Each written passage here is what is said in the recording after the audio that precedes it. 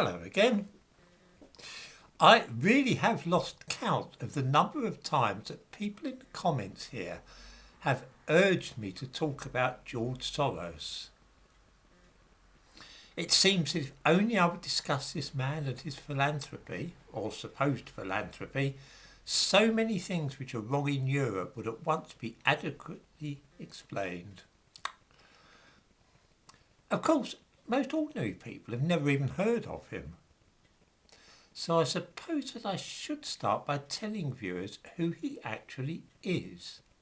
George Soros, or to give him the name which he bore earlier in life, for the first few years after he was born, Georg Schwarz, was born in Hungary before the Second World War, and after the end of the war came to England and studied philosophy at the London School of Economics. He got both a BA and a master's in that subject. After that, he took various jobs with different merchant banks, moved to America, and there he made billions of dollars through his business.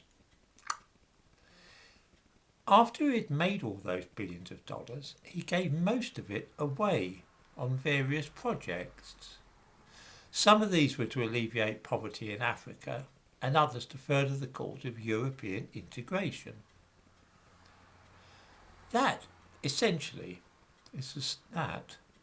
It's just the story of a successful businessman who gave away his fortune to what he saw as being deserving causes.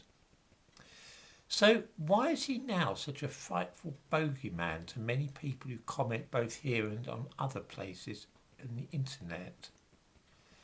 The clue is in the name. Georg Schwarz was born a Jew. His parents were not religious, neither is he, nor is he a Zionist. In fact, he's very critical of Israel. The fact remains, though, that he is definitely an Ashkenazi Jew by birth. Now, of course, if he were a rich Belgian businessman who had donated a lot of money to charity, nobody would bat an eyelid. Nor would they, I suspect, if he was a Methodist or Hindu.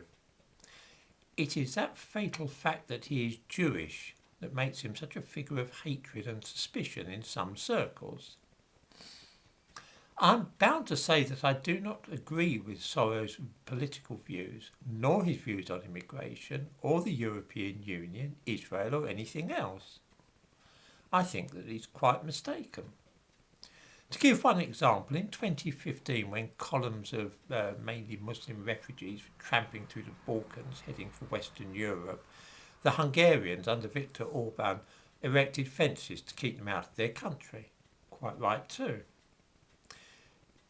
George Soros said of Orban, his plan treats the protection of national borders as the objective and the refugees as an obstacle.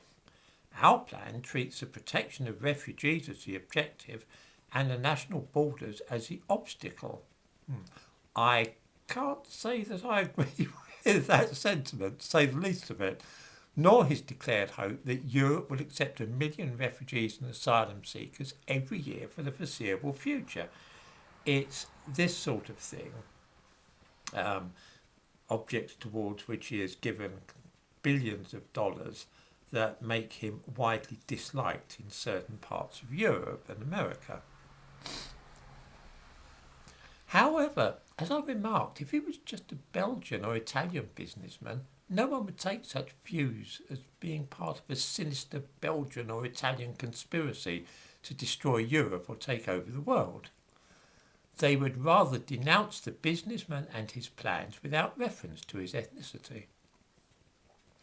In the same way, when the British Home Secretary, Priti Patel, says something which I don't like, which is pretty often, I don't say to myself, aha, this is part of a Hindu conspiracy to conquer the world.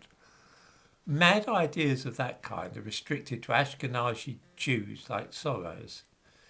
It is, in other words, anti-Semitism at work. I suppose I ought to say a word about the Ashkenazim, the group of Jews to whom Soros is ethnically linked. These had their origin in France and the Rhineland, and then drifted east to Poland and Russia. So most Eastern European Jews are Ashkenazim. There are some exceptions. Some of them had their origins in the Iberian Peninsula. The Ashkenazim are one of the two chief divisions of Jewish ethnicity, the other being the Sfaradim, the Jews who mainly lived in the old Ottoman Empire, North Africa, Eastern Mediterranean, and so on. You'll sometimes hear them referred to as Mizrahi Jews. The Ashkenazim are, and have been for many years, the centre of various crackpot ideas which suggest they are engaged in taking over the world. Think protocols of the elders of Zion and so on. Other people, and I'm one of them, think it more likely that for either biological or cultural reasons, the Ashkenazim are a little sharper mentally than most, as are Gujarati Hindus and people from the Far East, and this gives them an edge when it comes to accumulating money. It's not a particularly Jewish thing. The Sfaradim certainly don't have this same ability. If you look at Israel, the majority of the population there are Sfaradim. They are not as well off as the Ashkenazim, not by a long chalk. One final point, I know that a lot of people suspect me of being a Jew myself. A while ago, my wife gave me as a present a DNA kit so that I could check my ancestry. It appears I am 90% English, Scots and Irish, with 10% German and Scandinavian heritage. Sorry to disappoint those who think I'm a secret agent of world Jewry.